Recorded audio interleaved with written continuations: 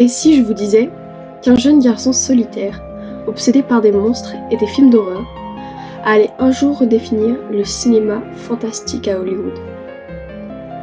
Oui, je parle bien de Tim Burton, l'homme qui a transformé le bizarre en art, et la différence en la beauté.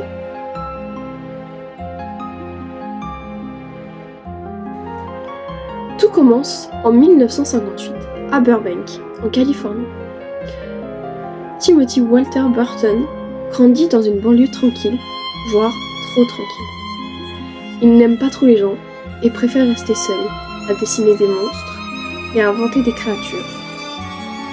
Il passait ses journées à regarder des films d'horreur des années 50, Godzilla, Frankenstein ou encore Dracula.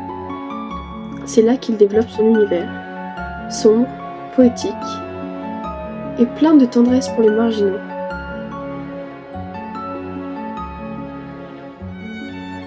Adolescent, il entre dans la Cal Art, l'école d'art financée par Disney. Son style est déjà très particulier. C'est un mélange entre le gothique, l'humour noir et conte pour les enfants.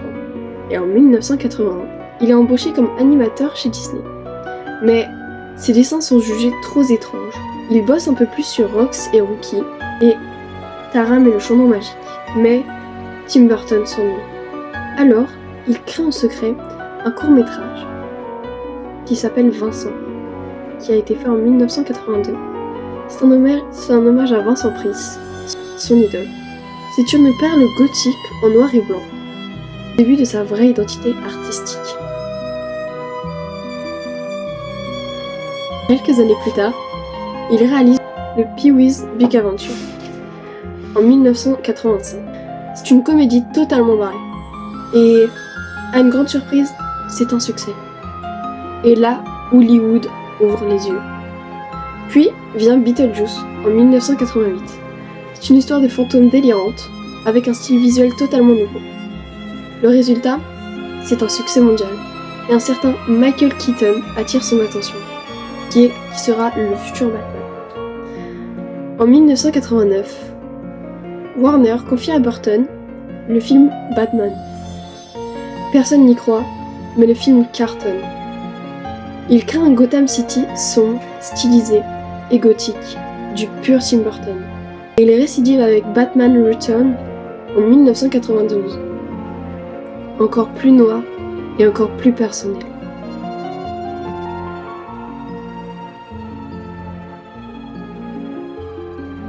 Burton devient alors une référence.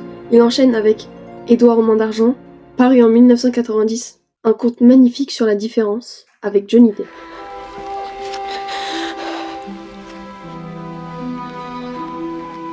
Goodbye. Alors Johnny Depp devient son alter ego, son reflet mélancolique.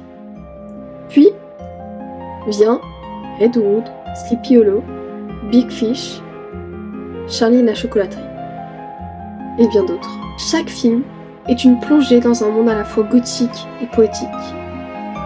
Et bien sûr, L'étrange Noël de Monsieur Jack, paru en 1993, est un film culte, même s'il ne l'a pas directement réalisé, car il a été réalisé avec Hank Selick. C'est son idée, son univers et son âme.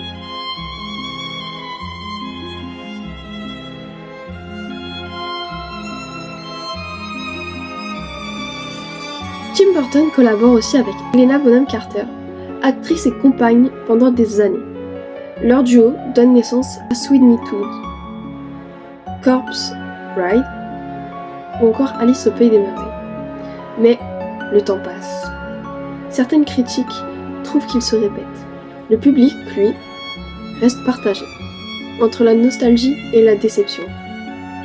Est-ce que cela voudrait dire qu'il a perdu sa magie? Pas tout à fait. Il aurait juste évolué. Ses films récents, comme Nice et Les enfants particuliers ou encore Wednesday, sur Netflix, montrent qu'il sait toujours captiver les nouvelles générations. Aujourd'hui, Tim Burton, c'est l'un des plus grands réalisateurs. Tim Burton est à la fois un style, une marque et presque un monde parallèle. Son art a influencé certains artistes. des musiciens, des stylistes et des cinéastes. En fait, il aurait donné un visage à tous ceux qui ne rentraient pas dans les cases. Car Tim Burton nous a appris qu'on pouvait être différent. C'était ça la vraie beauté.